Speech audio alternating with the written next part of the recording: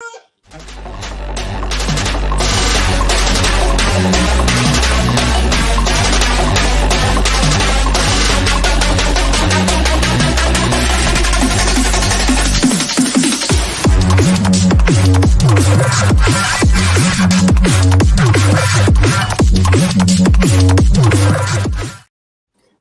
evening, Keeps Up the Cash. Gary B, the Casual Comic Guy here, and joining me as always on Thursday night, we have Digger Jim.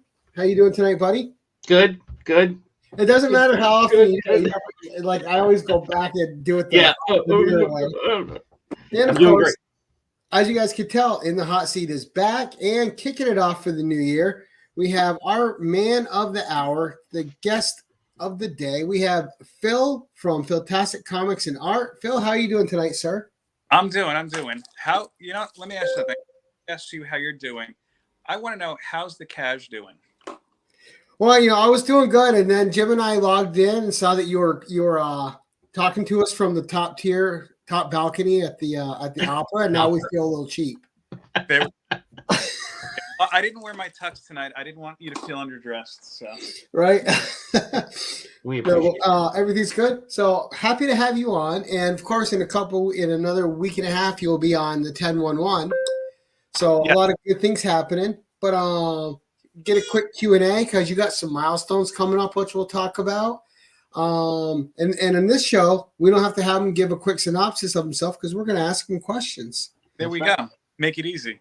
Yes, and Phil, you're even going to have a password for tonight's episode too, right? Yes. And I should probably warn everybody in case you haven't guessed already. You're actually getting the entire Philtastic for tonight for the price of one. So if you're triggered by an almost 2-year-old screaming, nope, okay, then night for you. You might even hear a very young baby scream too, but there you go.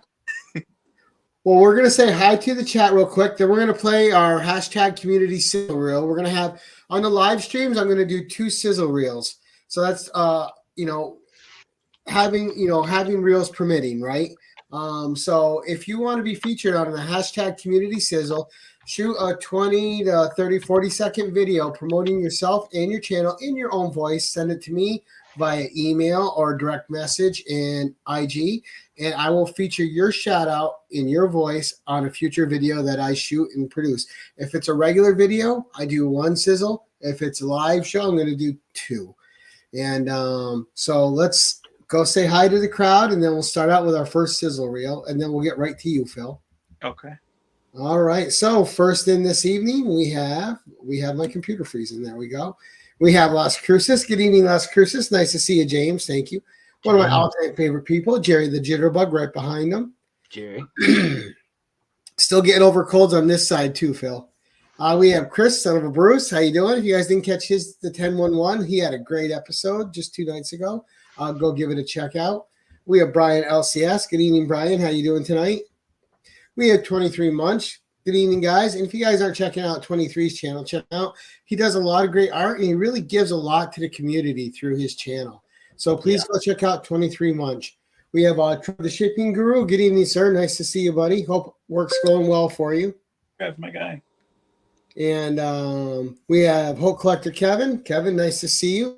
We have another Phil in the house. We have Phil's Treehouse. Other Phil. Other Phil, yep. And getting through. We have Couching and Slouching with C. Bizzle. We have Comic Journey. CJ, how you doing tonight, sir? Phil. And, right? It's a shame I couldn't read that comment. I don't know what's going on. Yeah, we're up. Nothing. And we have that guy, Dale of Suspense. Good evening, Dale. Nice to see you. Who is that guy? He's Right. Dale of Suspense.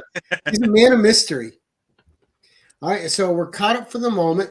So before we kick this off and start drilling Phil with some questions, we are going to do the hashtag community sizzle reel 1. So here we go. It's Biggie Shaq, and he's here to talk about himself for a moment. Yo, Gary B, Casual Comic Guy. Thanks for pushing my channel. Thank you, everybody. Support your boy over at the Immortal Biggie Shaq channel. I have a lot of cool guys on my channel like Bleecker Street, Comic Collector Allen, Steppo, D Runt Comics, Hialeah Comics, Man Cave. You know, we get busy over here. We like to compete poker style, and I just like to keep everybody on their toes, dude. Keep everybody accountable, man. That's what I'm here for. Stopping all the circle jerks all around the world, dude. That's what I'm here. And you know, I'm the guy that was the guy that did the shit before any other guy, dude. Wrestling, bangers, and all that stuff. So come check me out if you want. No big deal, no pressure. If you don't like it, that's okay too. Adios, amigos. Peace, love, and comics, dude. All right, so that was a sizzle reel from Biggie Shaq in his own voice. Now, his links are in the description below, so if you guys want to go check out Biggie Shaq for yourself, and you should, a really nice guy, go hit those links, give his content a watch, and subscribe him up. All right, so Phil, back to you, the man of the hour. Here I am. Yes, so we're going to start with a few simple questions just to get you warmed up and into it. When did comic collecting become a hobby for you? Difficult to say. I would think around the time I was maybe 13 years old. Like everybody of my generation, I was a big Ninja Turtles fan. And I was always the kid who, like, if I was into something, I was into something. I had the bed sheets, the toys, and eventually, in the case of Ninja Turtles, that came over to comics. And from there, I really kind of stuck with Ninja Turtles. I went a little bit into brute force because animals in mechanical suits, why not? Why not? Right. Come on, the Bearzuka was like the best thing, I guess, before I hit puberty. It'll get rebooted at some point. Yeah. Of course. And yeah, from there, around the time I was like in the 7th grade, we finally had a local comic book store open up in town. And I don't know why exactly I decided, hey, let me try like these X-Men people. And the rest is history. Yeah, the X-Men bug bit you from then on out, huh? Pretty much. And, you know, I know I was like aware of Wolverine, at least. I didn't know who the X-Men quite were. This was right before the animated series started. Right. So Well, what was the story arc in X-Men that really solidified you as a fan? It's difficult to say because the first issue I remember picking up, He knew we were talking X-Men. Yeah. Look who showed up. John's Comics and go. Kids. Captain X-Men himself. I want to say, I feel like it was like an issue 19. Maybe John could correct me if I'm wrong on this. It was a story where they were going back to Russia. There was this mutant serial killer called the Soul Skinner, who was so powerful he kicked Omega Red's ass. Wow. But and I mean, to be fair, Omega Red was that guy. I think he's won twice, and everybody's beat him up. Yeah, well, he's a punk. We all know it. Yeah, overrated villain. Yeah. Come on, the kid from Generation X, Chamber with no mouth, beat him up by himself. Right. Yeah. I mean, not for nothing. If you don't have a mouth and you're a superhero with all that coming out, you know, you're already pretty badass to start out. Yeah, pretty high level fighting, yeah. Yeah, but you know what though? That was like the 90s, so I think his power was just, you know, being like really morose.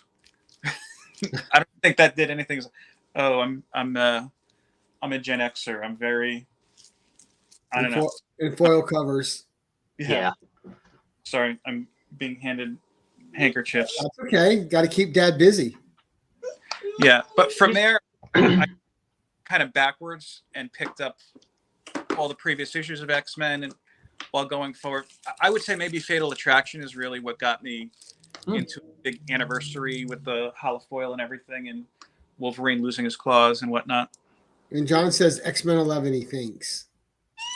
I'll defer to that. I'm horrible with numbers. So now, out of the X-Men, who's the spotlight character for you? Well, it's always been Wolverine. I don't know why exactly. I think he just kind of has that appeal. And I mean, now as an adult, I could say I think it feels like to me, and this will sound nuts, a character that I've really kind of grown with. Just because you look at how much the character has changed over the past 20, 30 years, for better, Right. or for, depending on who writes him. It really, he's gotten more than just, I'm a guy that's going to come and slash everybody up. And fun fact, when I was a kid, the first time I saw Wolverine, Mom was in the other room, pal. I remember seeing a Fall of the Mutants poster and thinking, what the hell is this guy? Is that his hair? That's dumb. And now I'm a huge fan. Now, are you a cigar smoking Wolverine fan or a edited out cigar fan? Honestly, I miss the badass kind of cigar smoking things. Cigar smoking era and the Gambit even smoking like cigarettes and everything. Yeah. It doesn't bother me. Blue-eyed Benji, he always had a good stogie going. Yeah. It was like, hey, they're trying to do like a Clint Eastwood image. I get it completely. And now I don't even think they smoke in action movies. So I guess I could kind of get it. You got a CJ saying Gen Xers rule. It was just different. It's interesting to go back and look at the different, even in the X-Men, you can look at the different language they used and all the different, styles of clothes and even the cigars and cigarettes. It was a different period back then, and it always fascinated me that as they moved, they try to change with the times. But the one thing about Wolverine, though, that personally bugged me is how he always thought he was just going to take Magneto out. I'm taking Magneto out. Dude, you're 90% metal. I mean, how is that possible? How are you think you're going to take him out? Come on. Jim, he wasn't the X-genius. He was just an X-man. So he could just whiz under the magnetic rays or something. I guess. Now, I don't know.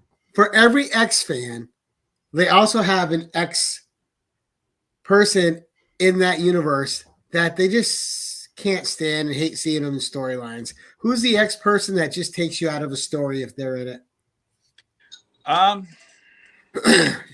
He said Storm, John. I heard it. No, just kidding. No. Do you want an expert? Don't say Dazzler. Look, I can end this show right now. Yeah. Don't say Dazzler. No, I'm sorry. So go ahead. Go ahead. We're done picking, Bill. Active X person or one who just in general, if they show up in a story, you're just like, oh. I never understood why people were big into. I'll just go with one who's current, so it's a little bit fair. Iceman.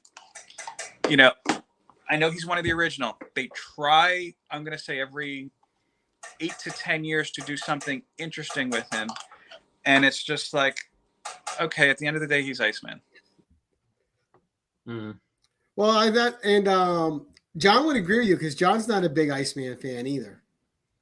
It's just, when I was young, I loved Iceman because of the Spider-Man and his amazing friends. Yeah. So Spider-Man, Iceman was always a cool one for me, especially back in his more Tony Stark days where he was just.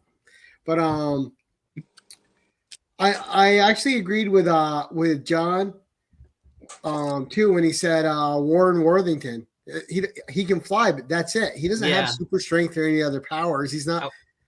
Yeah. Like if you weigh a certain weight, he can pick you up and transport you a small distance. Right. Yeah. I was never a big fan of Angel at all. I mean, he didn't become anything worth of wear until he got taken over by Apocalypse. I mean, he was not my favorite out of all of them. Now, I know people say the Hickman, they either love the Hickman X-Men or they hate the Hickman X-Men. One of the things I do like is they made Moira McTaggart more important, which I always thought the X-Men needed. Because I always thought issues with her were really good. And she brought a cool dichotomy. But overall, I mean, his run has really met with a lot of people. People either think it's top tier or they think it shouldn't be bothered with. Where do you fall in there? I think it's great. I think it was a shot in the arm. The X titles really needed. I like Yeah, Manny said it right. Actually, I should have said that. The only time I really appreciated X-Men was I was a big gamer back in the day. Mm. Capcom versus Marvel, or I think he actually was in Street Fighter versus X-Men. He was my go-to guy because he was a cheap player. But yeah, see, I tend to gravitate more towards stories for all characters that just kind of shake things up a bit. You know, how many times can you see the X-Men fight Magneto? You know, Right. feared, hated, and feared. This was shaking it up in a way that made a whole lot of sense. And I'm here for it. Has it been the smoothest kind of era for X-Men? No. But I think that we're starting to see a lot of the things that they put forth really pay off. It put them back on the map at least. Yeah, and one of the things I really appreciate that they seems like they found a way to shine on characters like you said, Moira McTaggart, that really have not gotten their proper due. I could tell you the New Mutants run, right when Vita Alea took over, had an amazing story with Warpath in it that I've never cared for Warpath. And now it's like, wow, you actually made him an interesting character. See, I feel like that about Polaris. I don't think Polaris ever got enough. Like in the 90s, they started doing stuff with her and she was really interesting. I've always thought the Polaris character was really, really fun and interesting. Yeah. And also Wolfsbane. Right. Yeah. From New Mutants. I always liked her a lot too. Which one? Wolfsbane? Yeah, I thought you said after that. Oh, no, I said I just always liked her character too, and it seemed like they never did quite enough with her, especially with all this. But that's like the horror part of me, like liking that, like the X Factor and stuff like that. A little bit of the darker stories. I think she was a big part of that New Mutants run. I might be mistaken, but definitely check that out then. And I thought last year one of my favorite miniseries was the Marauders one, on the Exterminators one. With Dazzler, Jubilee, Boom Boom, and X-23. I just thought it was really good. It was lighter and funnier than the other ones, but it also had just great character development in it. It was just a lot of fun. Yes. And I feel like 9 times out of 10, you don't get that in a lot of modern comics. Now, you have some milestones coming up. Do you want to talk about what's coming up for you for your channel? A little bit of what direction you're heading in, and you also have a little password that you want to pass on in this video for people. Which, guys, when he tells you, you're going to want to come back and leave it in the regular comments, not the live stream. Right. So, but I wanted you to talk about your channel because you do have a milestone coming up. What it means to you, and maybe how your channel's changed on the way there, and what's going to change about it going forward. Sure. As my son just started crying when it's the most crucial part. Oh, I heard he goes, no, not Dad's channel again. Don't do it, Dad. I know that cry from my kid. Oh, please, every Saturday morning, he's not. You're really doing this again? You know, I'm taking a nap in like 20 minutes, kid. Come on. Right. I'm exhausted, Dad. Yeah. So, as far as a milestone coming up, it's a long-term milestone. I understand that. I just figured I need to create a little bit of excitement around my channel. I currently have about 330 subscribers. I want to get to 1K. You know, I've heard a lot of people like, oh, I can't believe that you're only at this number. Somebody's like, oh, you know, your channel is great. You're criminally underrated. And I was like, oh, okay. And look, I know that it's a lot of, you know, I prioritize other things over YouTube, like the 2-year-olds or the almost 2-year-olds and just family life in general.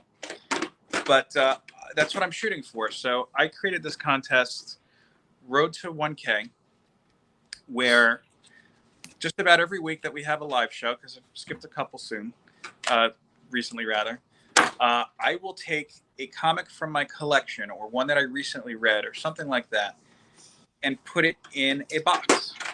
And basically I was trying to create like almost like a multi-level marketing type of thing.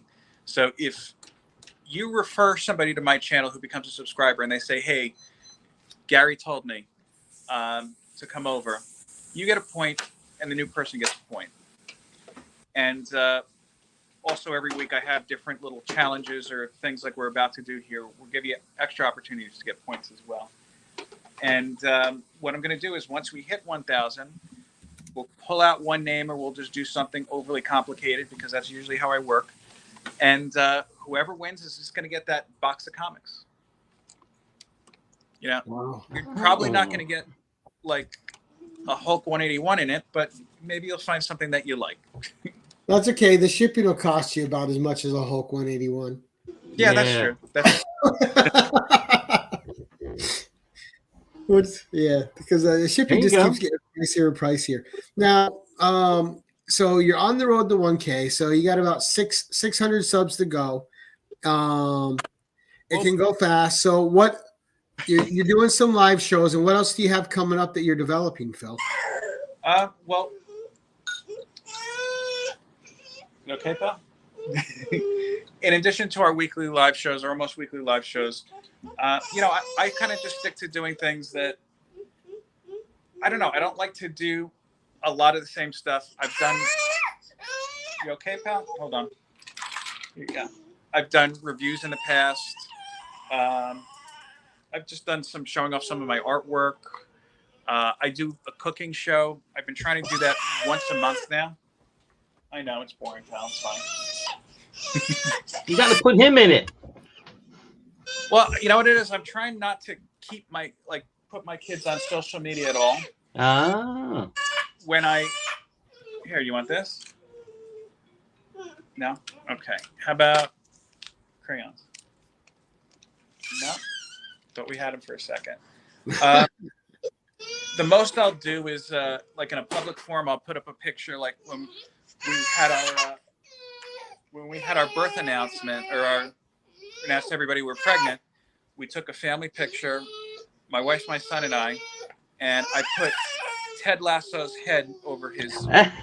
Right. And some people got the joke, and some people go, oh, "That's so disturbing. How can you do that?" So shortly after that, we had his long overdue baptism, and I just stuck what's his name with the googly eyes that you like, honey, that actor, Ryan Gosling. I thought you were going old. I was going to say Danny Kaye. Danny Kaye. No. Do you know Danny Kaye, honey? No. Okay. That's an old school callback. Yeah. Come on, do you want this?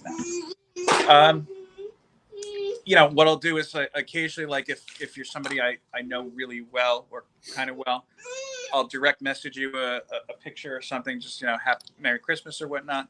Yeah. But usually, like I sent out a Christmas message to some people, and I put like a little mask, like a Zorro mask over both my kids. Just because I figured, number one, you don't know who's stealing pictures and whatnot. It does happen. Sure. Right. And then I figure when he's old enough, I don't want to be like, hey, how come you just shared my picture around all the time? Right. It's really interesting because some people are almost overdo it. Yeah. I don't. I have a couple of relatives that I feel are in that boat, and I will never tell them they can do whatever they want. But to me, I always thought they overdo it. And I mean, my son's 20 now, but kids. yeah, and I don't remember if we ever put too much on like Facebook and whatnot of him. Just basic stuff. More than anything, like first day of school type deal or something like that. But yeah, I meant like putting him in like a little Captain America outfit. Maybe when I think that would be cool. Because as you see right now, he's not the most controllable. So I feel like that Captain America outfit would be trashed in seconds. True. But True. But we'll see. He's got some time. He'll be. Yeah, I mean, You yeah, can grow into it. Yeah. absolutely. Now, I saw with the cooking thing that you were trying that Italian dish that you sent to Joe. Now, on your cooking shows, are you going to be trying and experimenting with some new dishes you've never made before and see how it comes out? Well, yeah, everything I do pretty much everything I do, I should say, it's a first time kind of thing. And they're all something that's based in comics. The ones I've had up in the past include Aunt May's wheat cakes, which to this day, my wife always asks, maybe at least once a month, hey, can you make this? And it's kind of a big process. Okay, it's fine. Chimichangas. We did scroll burgers. That was one that could have been a huge fail, but it worked out really well. But I've been editing one now for about 3 weeks. Guess I'll tease it now. Wonder Woman's Paradise Island pancakes, which truly took me to the limit. Wow. But the one I made I put in a little group chat with Joe. I follow other things, of course, on YouTube besides comic channels, and there's a couple. I think they're called like the Pisani's or something. It's just a guy from Italy and a girl from here that got married, and he always does these comparisons. I know this tastes great compared to what I'm used to, and he made this dish I never heard of called a frico. A frico, honey. Frico. And it looks easy. It's a potato, cheese, and onion type of thing. But the cheese is imported from Italy. It's very expensive. So it's like, you can use, different kind of cheeses to substitute. And I picked the wrong one and wound up making what I can only tell people is just a sin of nature. A sin Did it against. at least taste good though? I took one bite and I was like, nah, this is bad. Maybe I'll try it again one day, but not anytime soon. Yeah. So for now, the Frico's retired. On the back burner, so to speak. God, I'm trying to think. I was trying to think of that. Like, was it? I mean, obviously, Garfield had lasagna, but I was trying to think. I always thought that that the Thing had something that he, always ate. I have to think about that because there's food. I mean, you always saw them eating food at some point in the comics. Usually Peter Parker was just a sandwich on the, sitting on the rooftop with a sandwich. So that's not. Well, I was just picturing Phil making a bunch of different things and then doing like a community contest where they pick the official food of his channel. Of this channel. There you go. What's the official dish of Phil's channel? Yeah, and I mean, it's like Kraft mac and cheese. Here you go. What the thing is, because I pull a lot of these, I'll pull out of actual recipe books, and it's kind of like the thing that kind of kicked it off. I found like an old, I think it was just like on Facebook or something, a post for like Thor's stuffed cabbage. And I'm like, I don't think this is something Thor would make, but it sounded good, and we made it, and pretty much going from there. Bobby's Everybody down wants for lasagna. Lasagna's too easy because everybody loves it. Yeah. You gotta do stuff that challenges you. Yeah, and I don't know about Thor and the stuffed cabbage. I think you're right. That would be. I don't know if he would eat that. But what's interesting now is like I bought. I can't remember the guy's. Who's the guy on the Food Network? He looks like a creep from Guys Grocery Games with the glasses. We're both very helpful. We can't think of his name. He came out with a Marvel cookbook, and I'm looking at some of the stuff. I'm like, I just wouldn't make this. It's like, oh, here's Captain America's liver and onions. Why? Or no, Captain America's, I'm sorry, is a tongue sandwich. It's like, Ew. Yuck. Now with the collecting, because when I watch your live videos, you're always asking your wife, and it seems like she hasn't read most of what you're asking her about. What hobbies is she a collector? Or does she have her own hobbies, or she just basically assimilates some comic stuff through you? I know you want to answer that. I'm gonna make you do that. Can you hear? Yeah. A little bit. What was it? Honey, go ahead. I'm gonna let you do the honors. Sure. Okay. When we first met, I think that she collected keychains, and she's like, "Oh, I have too many, and I have to stop." And so when we got married and moved into this house, and I was like, "Yeah, here's all the comics." Like, oh my god, I'm back into keychains. It's on. My keychains were nothing compared to this. Exactly. Yeah, I mean, I'm trying to think. What kind of hobbies would you say you have? I love to draw. I love to, cook, but I don't really have that time to really do all that anymore. I love to read. I can't do that anymore. So Now, have you guys ever picked a subject and both drawn it and compared your drawings to see just how you both interpret it differently?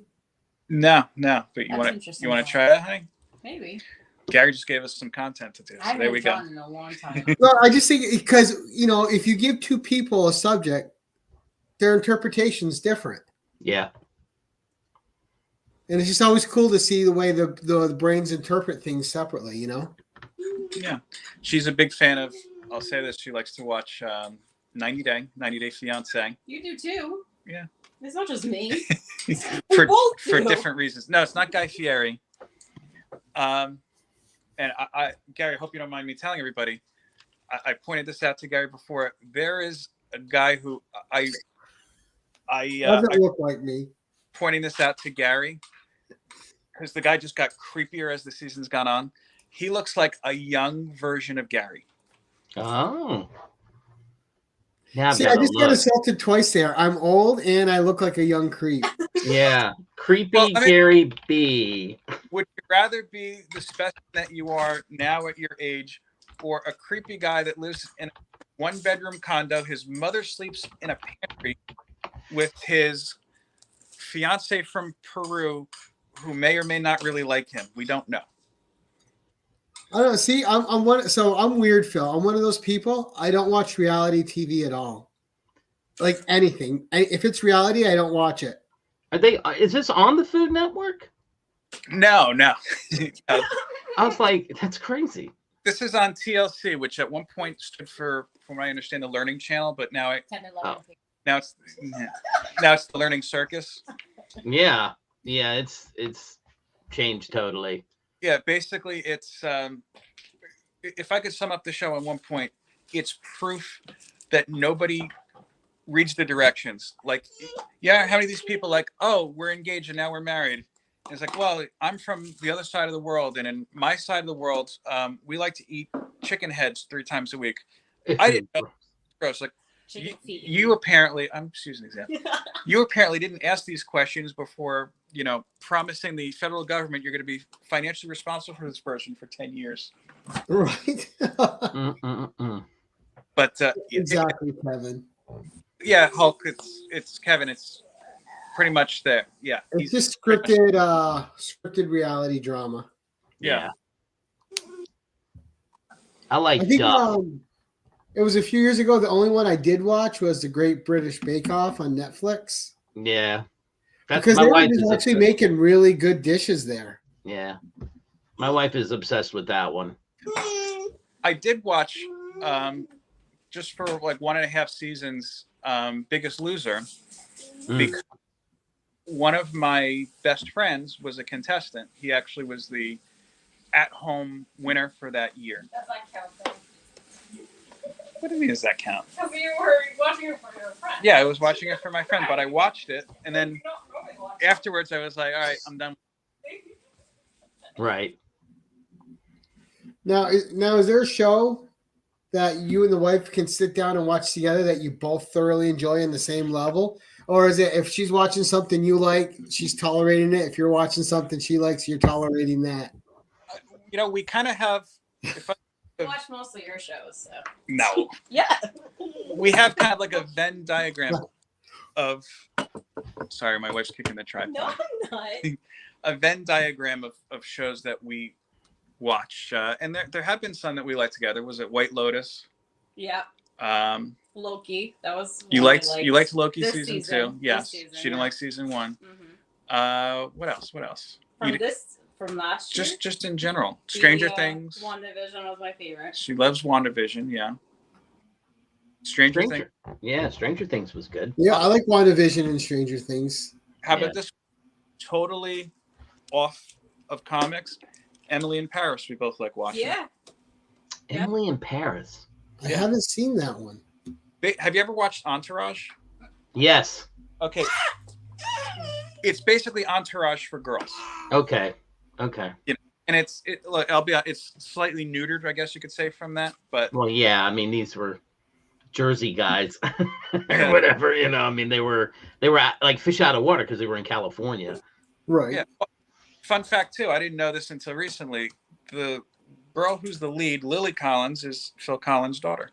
No. I did not know Lily Collins was related to him. No, Because it's Collins like is an one of those actual- names. It's like Baker or Smith. It's just everywhere. Yeah, is this like a show, or like a reality show, or like legitimate acting show? Scripted, yeah. Yeah. Okay.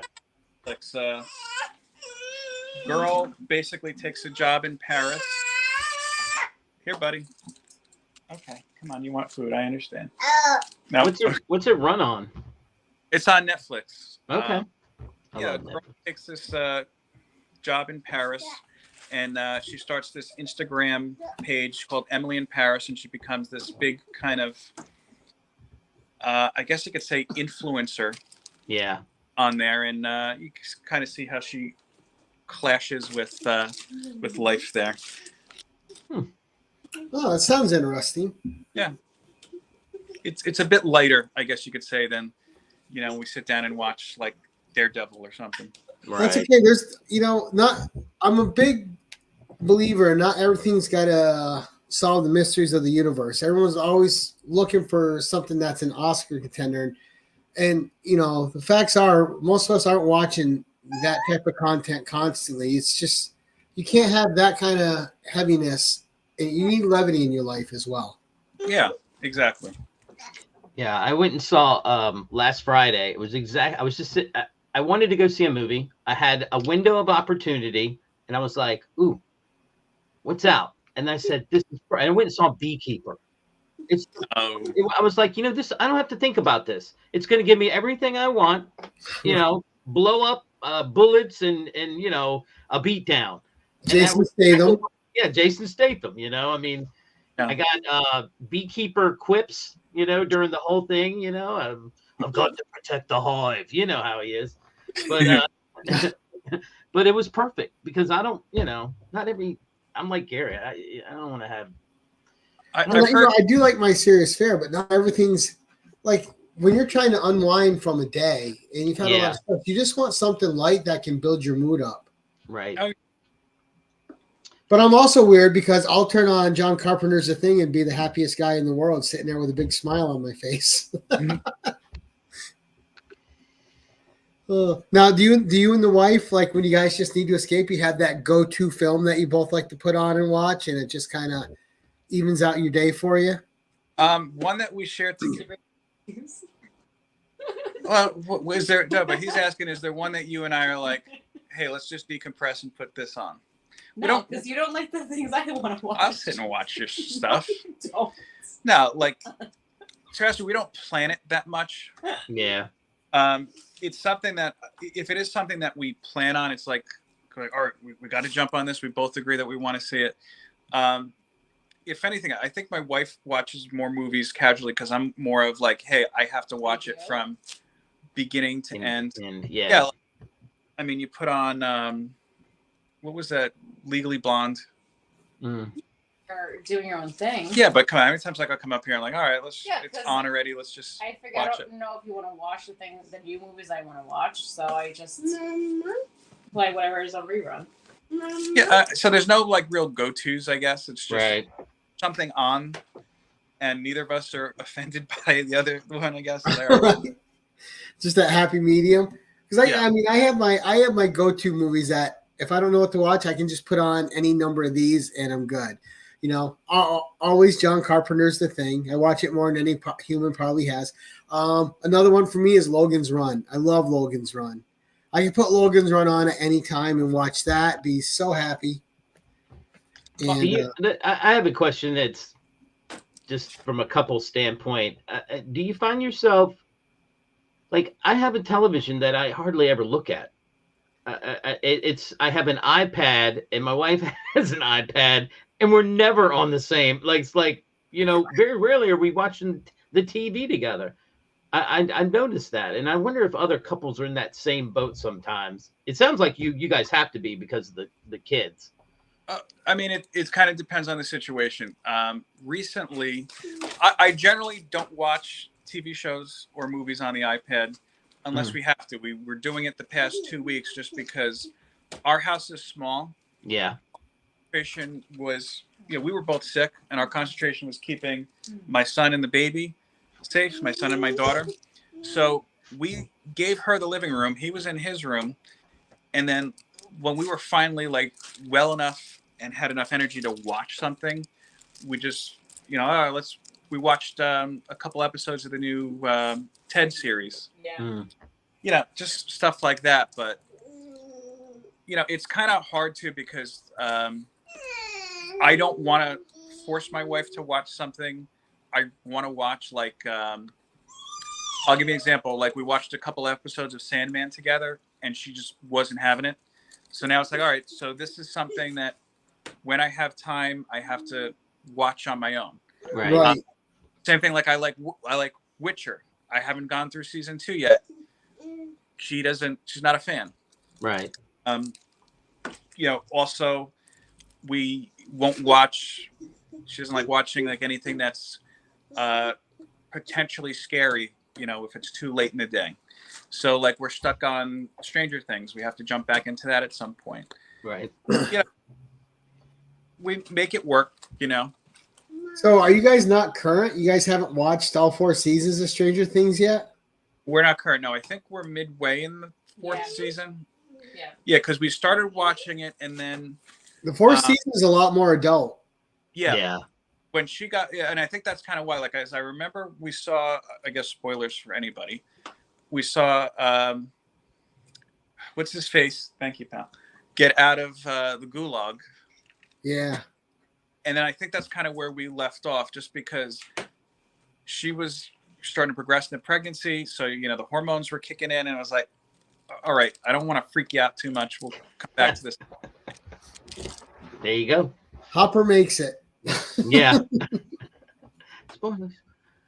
No, it's a good show. It's a good show. There you go. So you just saying a healthy couple makes each other watch things they hate. That's real love. Look, I'll be honest. There's things that, before we were married, I would watch over and over again. Reservoir Dogs, Pulp Fiction, if it was on TV. Right. What time it was. All right, I'm watching this. Did you try to watch Reservoir Dogs with me, honey? I'm trying to think. No. No. Because you were doing your own thing. No. So- If you ever try to say, oh, this is a good movie. No. That's what I'm saying. So, Boondock Saints. well, Yeah, Boondock Saints. Saints. Yeah, Boondock oh, Saints. I don't think I've even talked about Boondock Saints with her. Do you know that one? Man. That's a good one, Boondock Saints. But like, I want to watch. Was it Killers of the Flower Moon? Oh, no. Oh, And- yeah. Yeah, she's definitely getting at it. And I'm like, all right, when am I going to find like 3.5 hours I could just sit down and try to watch this thing? Right. It's tough too, especially with the way we consume stuff has changed, right? Like I'll want to watch something, and if I see it's 23 episodes, I'm almost instantly not interested. Now I like shorter form. I like 8 to 13 episodes is now my sweet spot for a season. Yeah.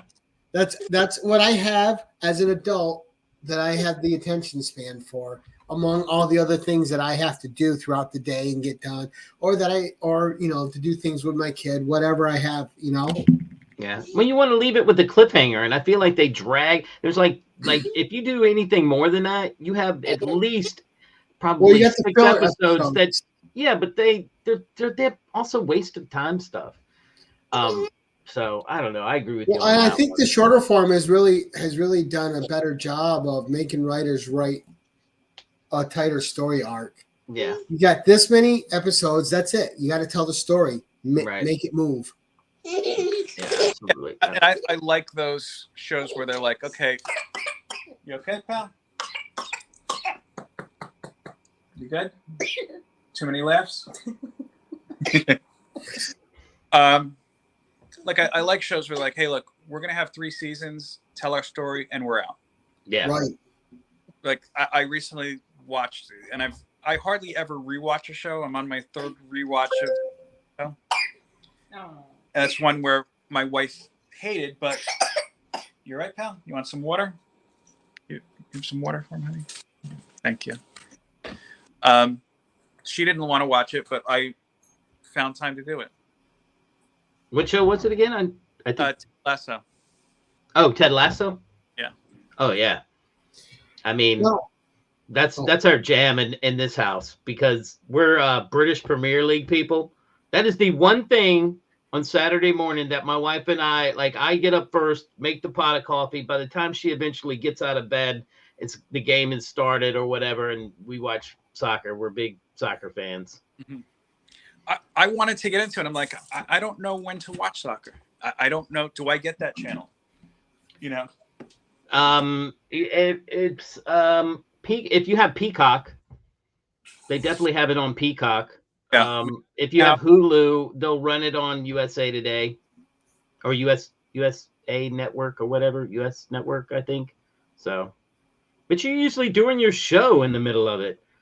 So I have you on in the background in my ear, and I'm like, flipping back and forth because I would watch Fanboy Prime, then I would watch Brian, and then you at the all during while the games are going on Saturday. So And see, I'm out grocery shopping, cooking for my kid, doing laundry. The Saturdays and trying to shoot my Savage Saturday comic review. Yeah, Like, I don't know why. Like, it's a day off. Now you probably, and once you have kids, your days off. There's not really a day off anymore. Everything is so full. Even your days off are packed to the gills. Yeah, I've been on paternity leave. I had PTO to use too, so it's not not that I have a huge paternity leave. I've been on paternity leave since November 11th. Actually, no, technically 11th, whatever. Since my daughter was born on November 12th, so since around then. And my family and friends, even like when I check in with my boss, like, oh, you must be loving this time off. It's like, it really isn't. it's a lot of work. She's watching a very small infant. I'm watching a very hyper 2-year-old. But it's good work. And then at the end of the day, when they're sleeping, we're just like, right. One of the things when my kid was young, Phil, taking him for a ride in the car would if he was having trouble sleeping, I'd put him in his safety seat and we'd go. He'd be asleep in a few minutes. And I would literally, I had spots all over the city. I can pull over here. It's safe. We're under a tree. There's no direct sun. I can crack a window, put my thing back and take a nap with him. Lock up the car. We'd take a nap for an hour in the car. Yeah. And I would still sleep that way. I'm like, all right, if he's sleeping, I can sleep. When he's awake, I got to be awake. We've been, I'll say this, my son is on a pretty good schedule now where he'll get up and want to play immediately, eat until usually about 11:30, 12 o'clock, and then take a nap. And then it's like, that's my hour to either collapse with him or get stuff done or go grocery shopping. Now, you did talk before, I think it was about a month or so back, about how your comic collecting has changed. So how has it changed from what it was when you started your channel? So I started my channel, I guess it was shortly after pandemic started. And I'm trying to think, was it after? I don't know. I was kind of in the middle of a big change at that point. Just to give you kind of a layout of my collecting, I was all about Ninja Turtles until I was about X-Men. And I always kind of got Batman here and there. And went away from the hobby, came back after I graduated college with Wolverine Origins and jumped back into X-Men and then slowly kind of dipped my toe into other kind of things like Avengers, JSA, and everything. And then it got to the point right before DC rebooted, I think I was getting almost every single Marvel book and a good amount of DC books. And really, yeah. Well, they were cheaper back then. This was before they were taxed, I think, too, in New Jersey. And then gradually, as I think I started really kind of trimming things down when it was like, hey, you like reading Avengers? Well, we have 12 other Avengers books now, including Pet Avengers. Ooh. That kind of thing. And then right before the pandemic started, I've been going to my LCS since I came back into comics, Fat Moose Comics in Whippany, New Jersey, which, fun fact, is the oldest comic book store in New Jersey. Right on. And the original owner, still a good friend of mine, if you guys are anybody in the Seattle area, Mighty Moose Comics in the mall, it's some mall over there. He sold the business, was going to get married, but moved out to Seattle. And sold it to a guy who was just, you know, when you walk into a store and you can tell, like, your level of excitement kind of readjusts because the guy's like, oh, you're here to buy things. Right. That was the kind of owner. And, it's not a bad thing to want to make money, but it was like the care and attention to your clients were in a way where it made reading comics not fun. Yeah. And right, because you were a number to him. You weren't a person. Exactly. Yeah. And I got to the point where he had a guy working for him, Sean, who's the current owner, who was the opposite. You would go in and it'd be like, oh, I want to talk to Sean and see what he's reading. Like, he'd make you excited about the hobby. Right. So fast forward to just about right before the Hickman X-Men started, the prior owner was literally going to close up shop in the middle of the night, and that was it. Wow. Some of us got a heads up from the current owner, Sean, like, hey, look, just so you know, as of January 1st, I'm the new owner. Because I haven't had this talk with my wife, like, look, maybe now that they're changing things up, it's a good point for me to just say, sorry, honey, I can read everything digitally. I'll be fine. And you hear, hey, by the way, I'm buying the store and you want to support your friend. It's like, all right, what could we do now? And I readjusted. Now, things change again. A couple of years later, the little guy comes along, and comics are more expensive than they ever were. I kind of took a hard line and said, okay, am I really enjoying this comic? How many Spider-Man stories can I read? Mm-hmm. How many Batman stories can I read? And that's when I was like, look, I have to make it a point to, either just be more mindful of what I'm reading. Am I really enjoying this? Or go out and find things that are a little bit different. Now, thankfully, with Marvel Unlimited and DC Infinity, or Infinite, whatever it's called, I could go back and like, hey, is anything cool going on? No, great. I'm glad I didn't buy that. It saves money to that extent. But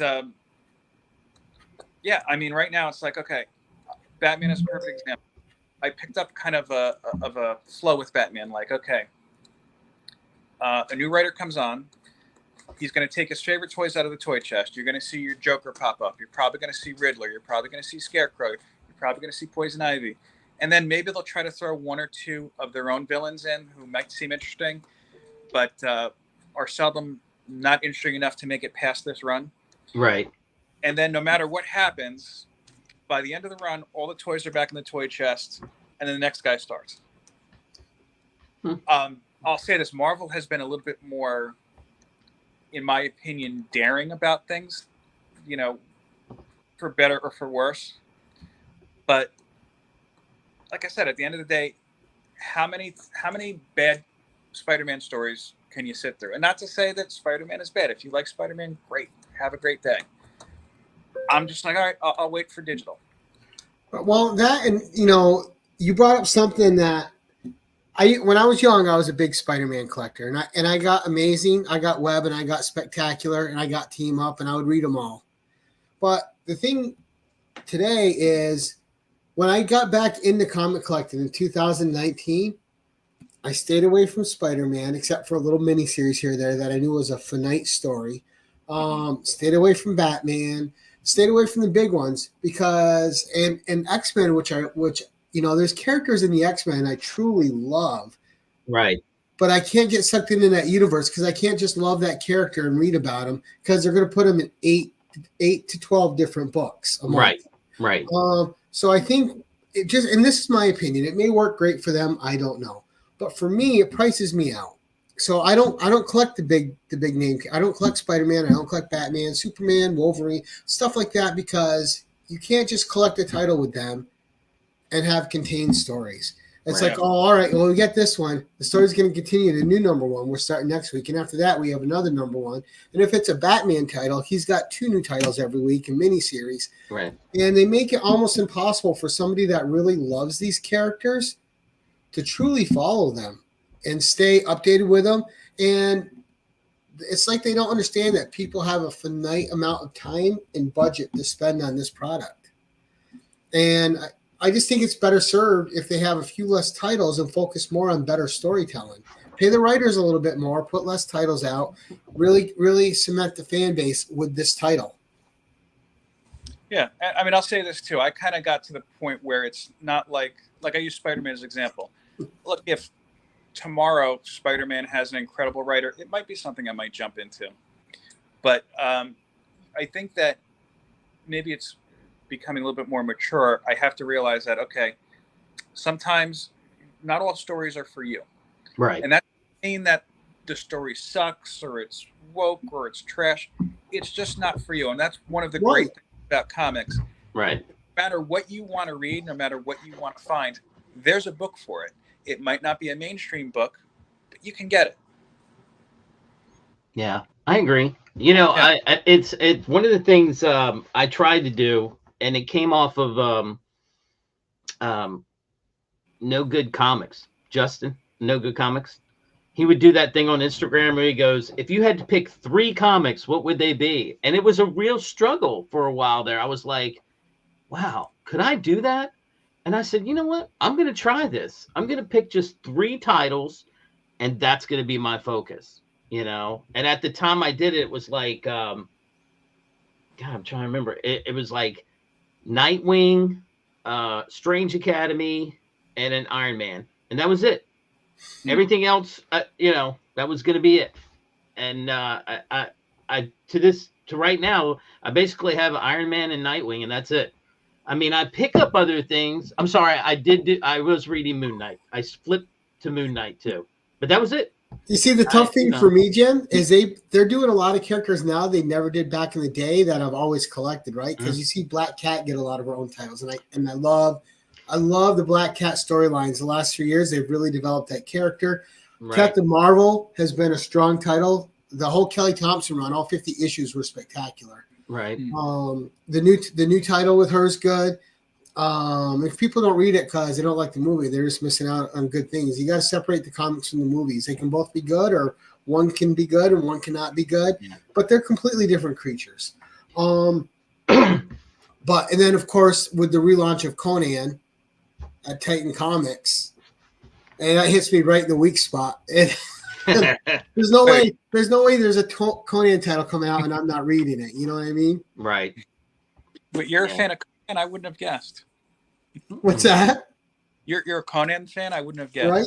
It's a shocker.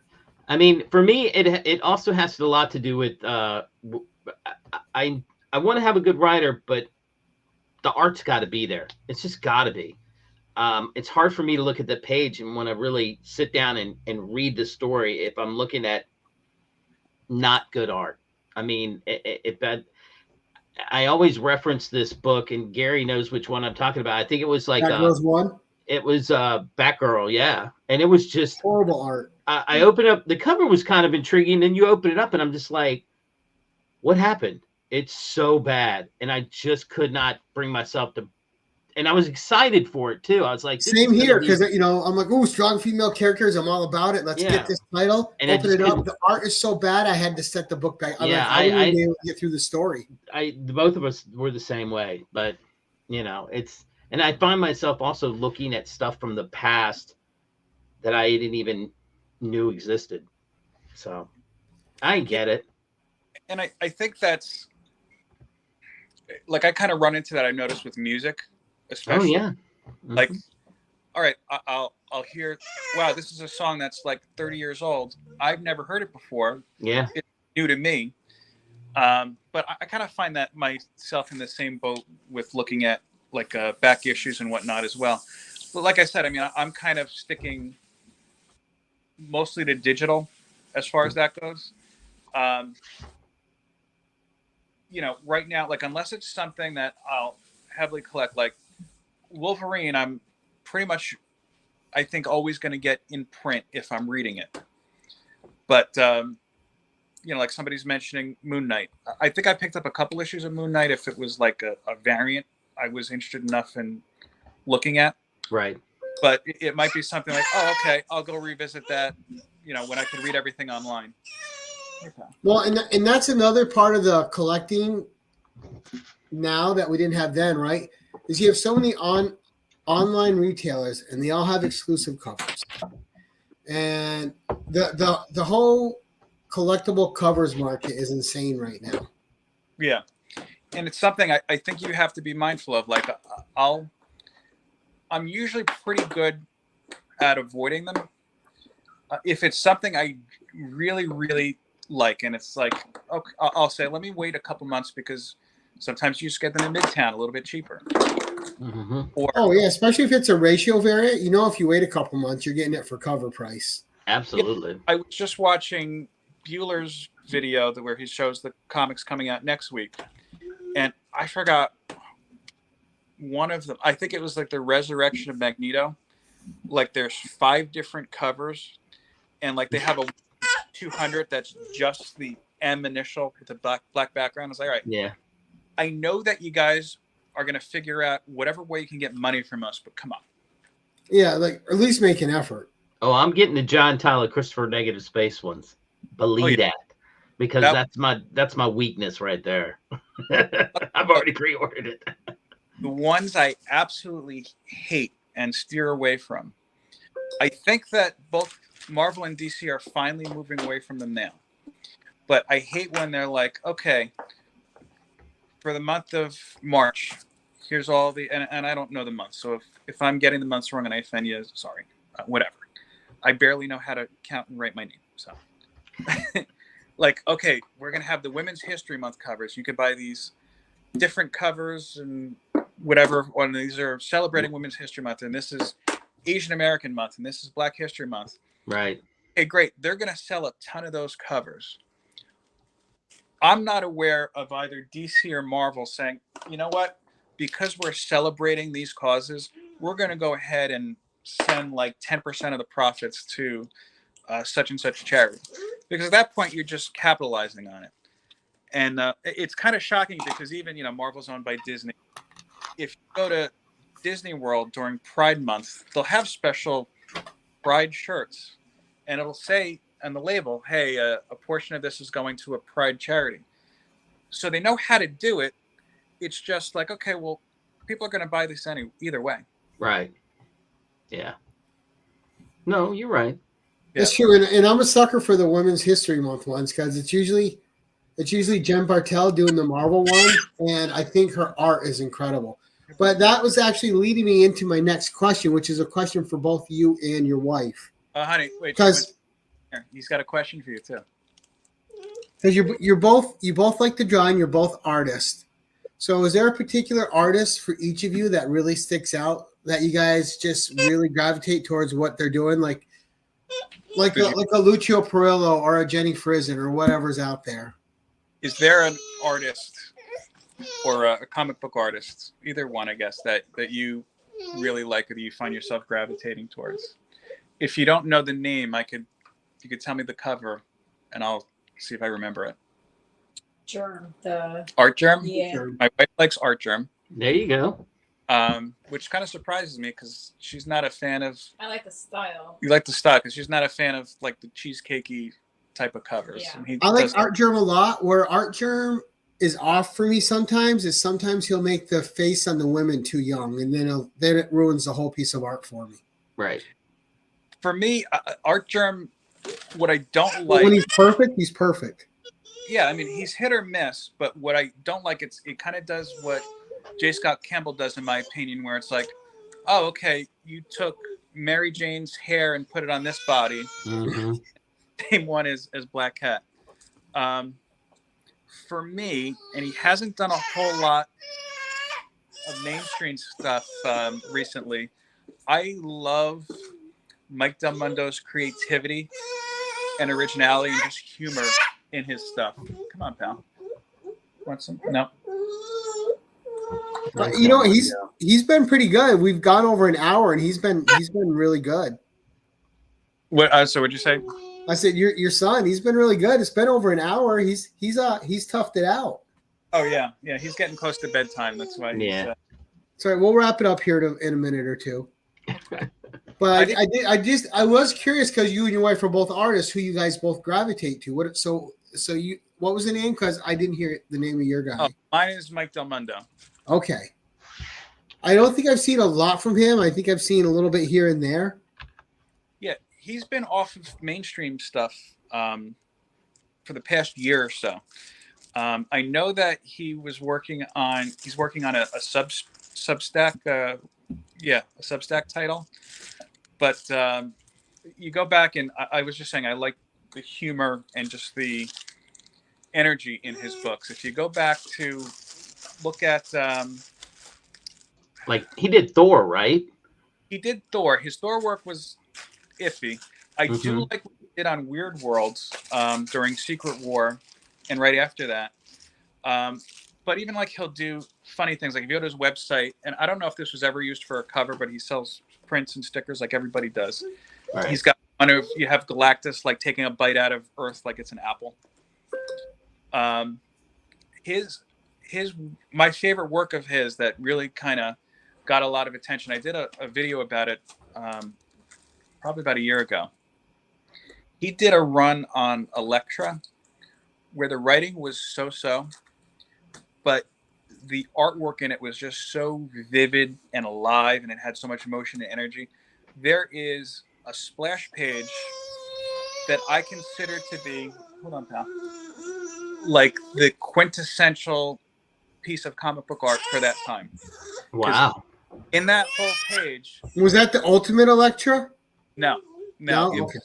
I think it was pre-Secret War at this point. Again, the story itself was just so-so. But yeah, it was definitely pre-Secret War because the panel in particular, if you Google Elektra and Heart panel, it'll come up. It was kind of after Bendis's, I think it was after Bendis's run at Daredevil, where it was just when he was marrying the other blind woman, I think. So this was kind of like their first meeting and first kind of confrontation. And the way it's done is you're not only really seeing, of course, what they're saying, but you're seeing what she's thinking in her emotions, but in a different way that I haven't seen before or since in any other comic. It's not a thought balloon. And I encourage everybody to look at it. I actually bought a print of it. I have downstairs. I haven't hung it up yet. Just because it is probably my favorite splash page of this. You got to post that on Instagram for us all to see. I'll put it up. If I can find it tonight, I'll put it up. Because now I'm curious about it. So you got sometime this week. You got to post it for us. I'll do it. He had another great splash page, I think, in that too, where, and all the covers aren't amazing, but he had he was equating Elektra to a ballet dancer, but you kind of see her going through all these emotions, and she's killing people at the same time. So it's like this ribbon of blood, the arc of death. Yeah, exactly. I'm also a big fan of Chris Samney. I like his stuff too. I like that. He's hit or miss for me. Yeah, I can see that. His style either fits a character or it doesn't fit a character for me. And I think maybe that's why I haven't seen too much of him lately. I know he's worked on Firepower and stuff, but I became a fan of his during like his Black Widow run, which I think was around the same time. Mm-hmm. And I think Phil Noto is great as well. One of my favorite covers is the Phil Noto cover, and I got it slabbed. It was the Black Cat Breakfast at Tiffany's cover. Oh, that one is that? Oh no, I might be thinking the Campbell one. The I have the one you're thinking about now. It's one of the ones I've always wanted, which is just insanely expensive, and I refuse to pay that much for a modern book. Is the Campbell, was it Cat Noir cover? Cat Noir, yeah. Mm-hmm. Yeah, why do they get so pricey? I'll never understand that. Or something, bastard. Well, yeah, it's like, well, it's So, yeah, Phil. So this Yeah. Phil Noto right here. yeah. Let's see if you like this one. This is his Breakfast at Tiffany's homage. Oh, you're okay. Yeah, I have that unslabbed. I like that one a lot too. And I mean, it's not a cover that's worth a lot of money. I just think it's great art, and I think it's an awesome homage. Yeah. Look, things.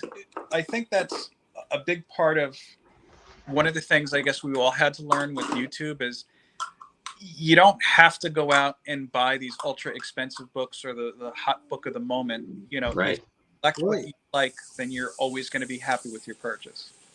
I mean, and that's most of what my slab collection is made out of, just art that speaks to me. Right. I'm still upset that I don't ever see a Logan's Run homage cover. But DC did do movie cover variants. They didn't do one for Logan's Run. I don't think so. They always do the same things, right? You see like Apocalypse Now, Right. you know, you see Purple Rain, you see a bunch of the same movies all the time. You see Reservoir Dogs, you know, your 30 Days a Night. You see, Yeah. Yeah. but yeah, I'm kind of like almost at my limit personally. I think with homage covers, like I can't see another Spider-Man 300 cover. me either, or 252 even, Yeah. or Spider-Man 1. True. I just purchased Marvel's Logan's Run one. Yep. That's a great 7-issue series, and it only went 7 issues because Marvel is only contracted to do the movie adaptation, and then they carried it a few issues back past that and got in trouble because they were going to keep it going. And of course, if you guys don't know, some great George Perez art in that Logan's Run series. I think I might have a couple of issues laying around. Well, issue 6 is the famous one because it has the first solo Thanos story. Thanos story, yeah. I have to go deep diving. I probably don't have that. As we're winding down here, Phil, you still haven't given out a password or talked about your contest. So I'm going to give the floor to you for a minute here. Okay. So the password is #maker. Yeah, I know you're excited, pal. It's fine. And you guys are going to leave that in the regular comments, not the live stream.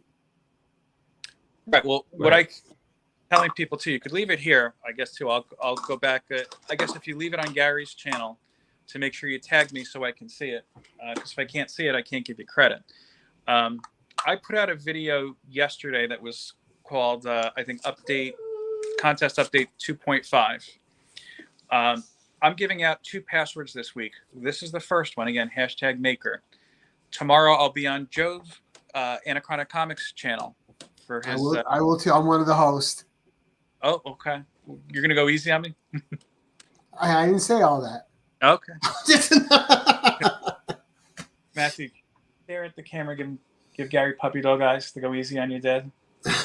Right. So I'll have the second password on Joe's channel tomorrow. If you go back to my video, that's again update 2.5. Leave both passwords and then #road to 1K. You get an entry. Simple as that. And then at some point in the near future, I will say, okay, so and so has this many entries now I've put into the box for them. So nice, easy way to get entries. There you go. Yeah. There you go. I'm trying to. I know I'm sounding very complicated. It's really not complicated. I'm just tired and didn't eat yet. No, I know. I mean, it's okay to make people actually. The tough thing with contests is people that come in that don't invest time in your channel. They're there one time and they win and they walk away, and all the people that regularly support you are left watching them? I'm kind of lucky. The contests I've run, and I still owe him a prize. I think Trev has been technically the most winning person on my channel. I think it's a tough call between Trev and Las Cruces who wins the most on YouTube. Yeah. those two have a good winning battle going.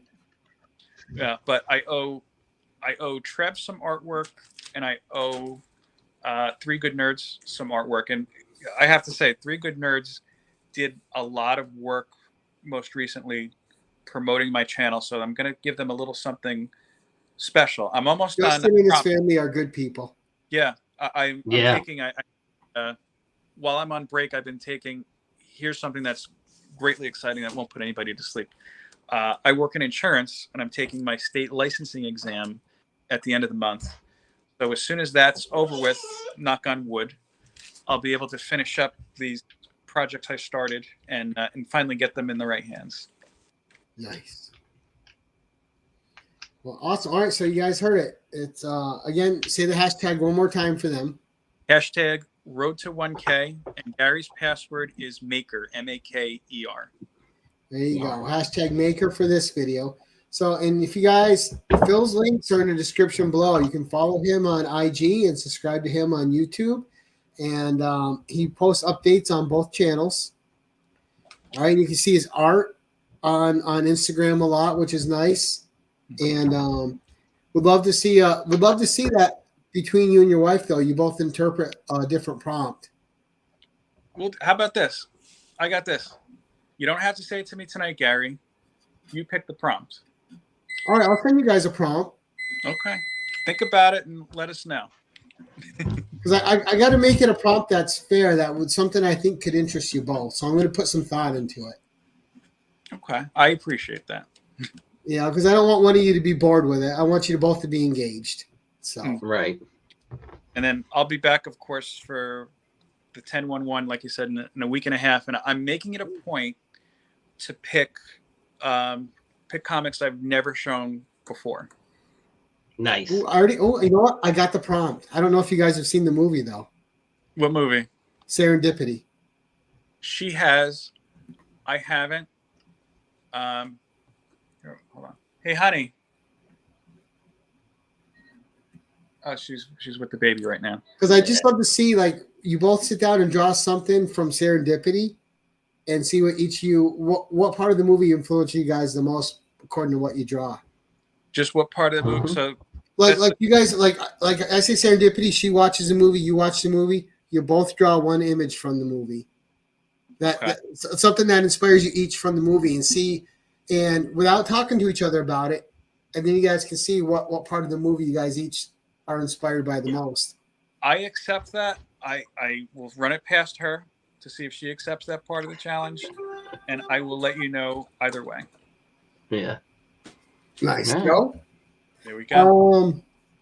Now we're gonna wrap up. First, before we do that, we're gonna go around and see what everyone's got coming up on their channel, and then I'm gonna thank you guys like I always do. But we have another community sizzle reel to play, so we're gonna get to that right now. We're gonna promote our next person in their own voice, and guys, this next person up is Simple Simon, just a really good dude who definitely deserves your subs. And you get the bonus of Sarah on his channel with them, and they're a great couple. But without further ado, here is the Simple Simon #community reel. What's going on, guys? I am Simple Simon, and over here in the Simpleverse, I make content about all kinds of nerd stuff like comic books, from collecting comic books to talking comics. I also do a lot of content about toys and collectibles, and make unboxing videos, room tours, shop tours. I do a lot of comic book and toy hunting vlogs. I also do a lot of conventions where I interview cosplayers. I got all sorts of stuff going on the channel over here, so make sure you check it out. And if you think Gary B has a lot of hashtags, he ain't got nothing on me. Keep it simple. That's the best. That's a great sizzle reel. Yeah, that's a great sizzle reel. Lick worthy. #lick worthy. Now, Phil, what's coming up for you, sir? Well, there's presently, I'm going to say there's no live show this Saturday. If the weather's bad enough, that might change. So I guess tune in. It might be impromptu, huh? Right. Might be very impromptu. Or if we get stuck on the road, it's like, hey, we're streaming from the snowstorm. But, will it be from the opera balcony or? Yeah, Yes. yeah, I know. Okay. I've been editing that Wonder Woman cooking video, and I'm aiming to have that out next week. I usually reserve Mondays, like everybody in the world does, for unboxings, so we'll shoot that one shortly. Other than that, I'm just here. Yeah, I know, buddy. I don't plan these things out. That's how it goes. We're wrapping it up for you, big guy. Yeah. Jim, what's coming up for you, sir? I just finished shooting another unboxing that I won of Nick's Kicks and Comics mystery box. I won that off of DJ's channel last week, so I'll be posting that. And I'm doing a review of this book right here, Ragman. It's a DC character from back in the 70s. I like the weird characters.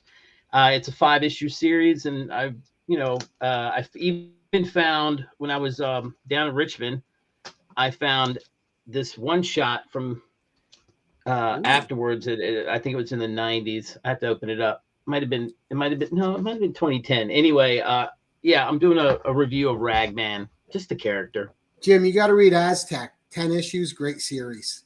Okay, I'll put that Cheap down on the buy, list. too. Yeah, well, and the thing is I don't. Everybody does their reviews differently.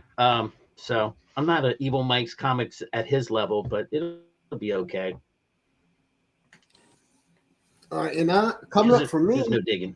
on next Tuesday, we have Carrie from Officially Unofficial Geek on, so that she's going to be doing her second The 1011. Wow. Uh-huh. And then on Thursday, doing his second 1011, we have Bobby De La Ghetto. And then ending this month, the same guy that's here with us right now, Philtastic, doing his The 1011. If you didn't like me as a guest now, wait until you see the end of the month. Wait until you see the books I'm bringing. Have you even started picking out books yet, Phil? No, I'm probably, knowing me, I'm going to do it all like 10 minutes before. Nice. And maybe for CJ, I'll make them all X-Men books. There you go. Right. I love it. I love it. I want to thank my guest Phil for being on tonight. Thank you very much, Phil. Appreciate it, buddy. Thank you. I know your life is busy. I appreciate you making the time to come on the channel. I Oh, want to thank my co-host Jim, as always. Jim, thank you very much, sir. hold that thought. Let me ask my wife about the challenge. So Gary has challenged you and I to an art challenge, honey. Okay.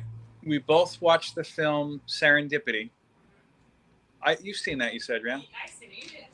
I didn't see it, right. It's John Great Cusack. movie. Yeah, he's Armenian. You like that, right? Anyway, we don't tell each other what we're going to draw, but we pick one scene from the film that speaks to us, and we draw it and present it. And Gary's going to give the person who he thinks has the best one $10,000 cash. No prize.